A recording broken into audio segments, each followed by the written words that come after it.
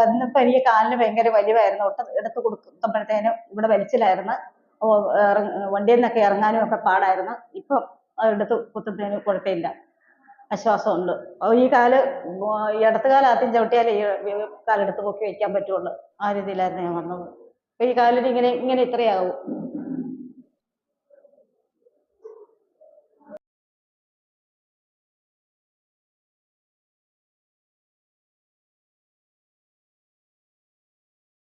വരുമ്പം കാലിന് ഭയങ്കര വലിച്ചിലായിരുന്നു, വേദനയായിരുന്നു. പുറകുവശം വേദന വലിഞ്ഞിട്ട് എനിക്ക് ഒട്ടും നടക്കാൻ വയ്യായിരുന്നു. വരുമ്പോ ഇങ്ങനെ പിടിച്ചാൽ ഇങ്ങനെയൊക്കെ ഏക്കാൻ പറ്റത്തുള്ളൂ. ഇങ്ങനെ പിടിച്ചോണ്ട് മേളെ ഇരുന്നാലും ഇങ്ങനെയൊക്കെ ഏക്കാൻ പറ്റത്തുള്ളൂ.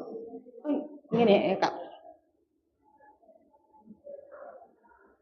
പ്രതീക്ഷ ഇത്രയാവുമെന്ന് ഞാൻ വിചാരിച്ചില്ല. മനസ്സിൽ ഇത് എങ്ങനെയാവും, വേദന എങ്ങനെയാ മാറുമോ, കൂടുതലാവുമോ എന്നൊക്കെ ഒരു ഭയം, ടെൻഷനും ഒക്കെ ആയിരുന്നു എനിക്ക്. വേദനയുള്ള ആളുകളോട് ഇവിടെ വരണം, എല്ലാവരും ഈ ട്രീറ്റ്മെന്റ് ചെയ്യണം, കാലിന് ആശ്വാസം കിട്ടും. നമ്മൾ അനുഭവസ്ഥരാണ്, നമുക്ക് കാലിങ്ങനെ ഒന്നും ചെയ്യാൻ പറ്റില്ല. ഇവിടെ എല്ലാം മനസ്സിലായിരുന്നു, പുറകിൽ ഇങ്ങനെ നീരുണ്ടായിരുന്നു.